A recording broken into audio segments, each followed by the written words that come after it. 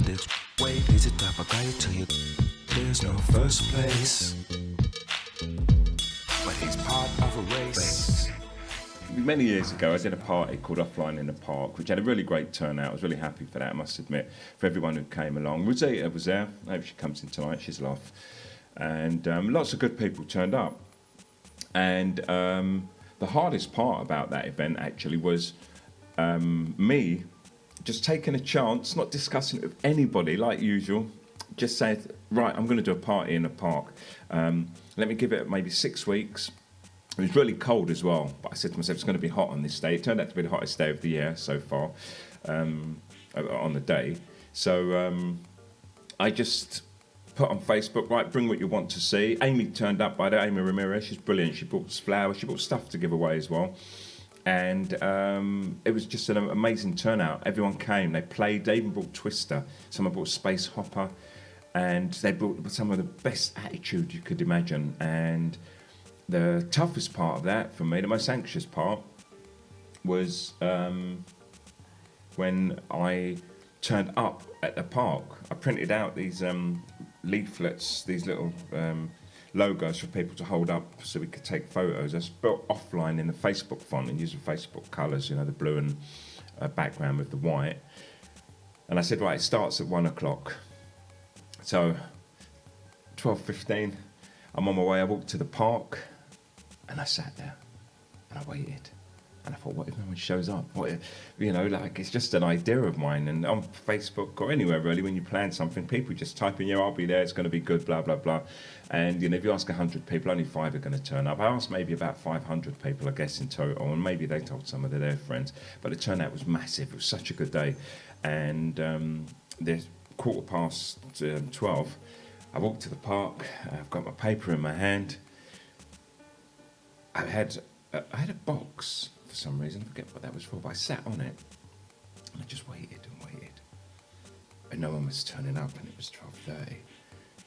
And it was 12:35. I thought, that's 1 o'clock. People will be at 1 o'clock exactly, or they'll be late.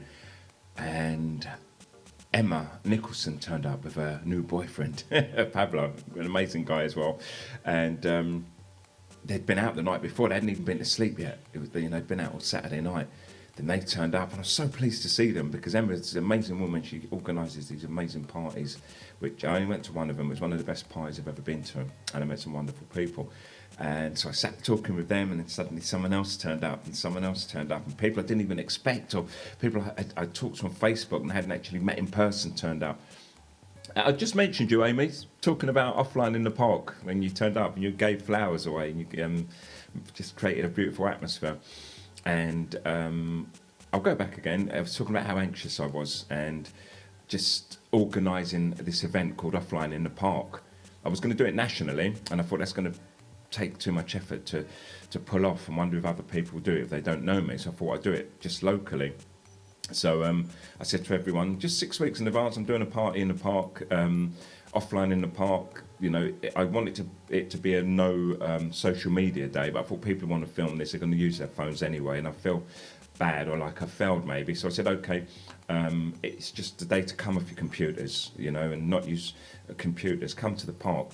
It starts at 1 o'clock, so I turned up on my own. I sat there just waiting, thinking, is anyone going to actually show up? And as I just said, Emma Nicholson and her boyfriend turned up, Pablo first.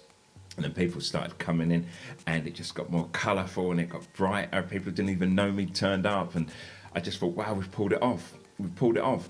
And to this day, I don't really count it as my event. Oh, look what I did. Part of me does on the inner level. It's like, okay, I pulled something off. It's a pat on the back for me, that's all. But it was more about, hello, Samuel, Debbie, and Gaz.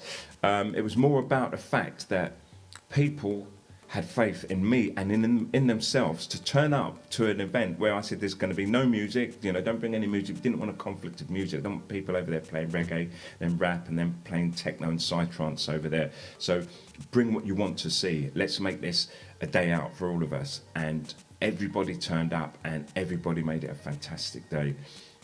And hello, French. Hello, Debbie. And Debbie, Debbie Miller, Debbie Shears. So, you know, I'm thinking about organising another day like this at some point, another offline in the park, offline too. My friend borrowed the name and had an event. I don't know if it went as well, or maybe it went well for him because it was, you know, quite localised with his friends. He asked to use a name. But I was talking about turning it into some sort of franchise, not about money making, but offline in the park, and picking one day every year in the UK where everyone just goes to the park and, you know, they keep the same ideology alive. You know, you don't bring no music, you don't want to disturb other people in the park, you don't want to cause factions to separate for the types of music they like or not. It's about bringing your human energy and just coming and meeting people, new people. And to be honest, on the day I nearly cried. I was so choked up because my sisters turned up with their children as well, and my sister said to me, wow, I didn't know you had so many friends. And the beauty of that for me was, more than anything, I looked when she said it, and I looked around, and I was so choked up because I thought to myself, you know, I measure myself by the friends that I have. And what I realised on the day was I've got friends who are 15 years old. I was like 47 maybe or something.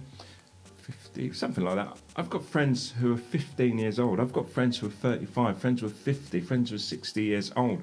I've got hippie friends, I've got rastas, there's punks, there's goths, there's psytrancers. No exaggeration, there was one of every kind. There was honest and innocent, sweet people. There were the bad boys, and it was just an amazing collection of people who came. And it was testament to the fact that social media works, but also, I've got to say for me, it was testament to the fact that throughout life I've managed to meet and become friends with a hell of a lot of people. And I have to talk about me for a moment, you know, because that's my experience. But I wish that for everybody, and I want that for everybody. OBG.